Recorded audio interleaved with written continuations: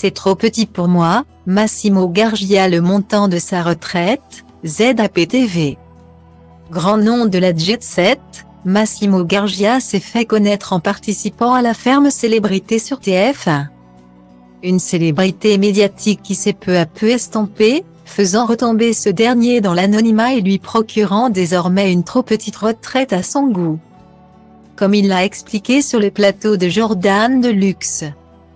Organisateur d'événements italiens, Massimo Gargia s'est fait connaître auprès des Français en participant à la ferme célébrité sur TF1, en 2004, soit à l'âge d'or de la télé-réalité. Une émission qui a changé sa vie, comme il l'expliquait en mai 2022 au journaliste Jordan Deluxe.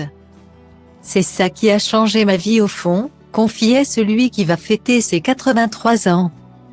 Et pour cause, sa participation n'avait, à la base, pas pour but de le rendre célèbre, mais de payer les frais médicaux de son épouse Francine Crescente, atteinte de la maladie de Parkinson, décédée en 2008. Avant, je n'étais connue que dans le milieu de la G7. J'ai eu 8 millions de lettres, de fans. Note de la rédaction. C'est drôle comment le public a aimé mon attitude. Guillemets.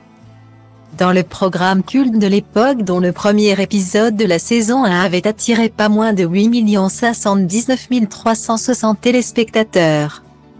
Massimo Gargia refusait de mettre la main à la pâte, ou plutôt dans la boue. C'était inutile et ridicule de faire semblant de travailler quand on n'aide pas. J'ai décidé de ne pas le faire du tout, avouait-il à Jordan Deluxe, rappelant ainsi son personnage. Depuis 2017, le clubbeur est devenu membre de l'élection de Mister France, et son nom est quelque peu retombé dans l'anonymat.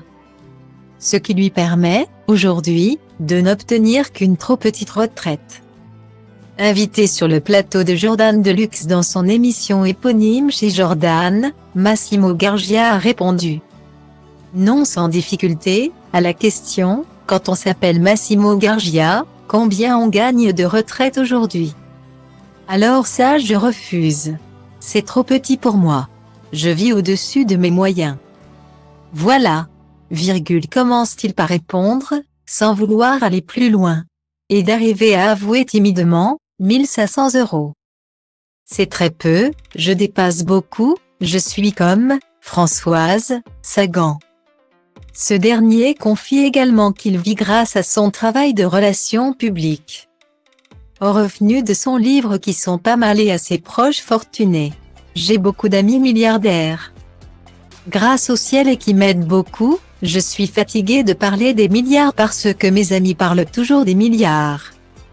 Et moi j'en ai pas, lâche-t-il, mi-lassé, mi-chanceux d'être bien entouré. Des confidences inédites pour cet homme, dont la fortune a toujours intrigué.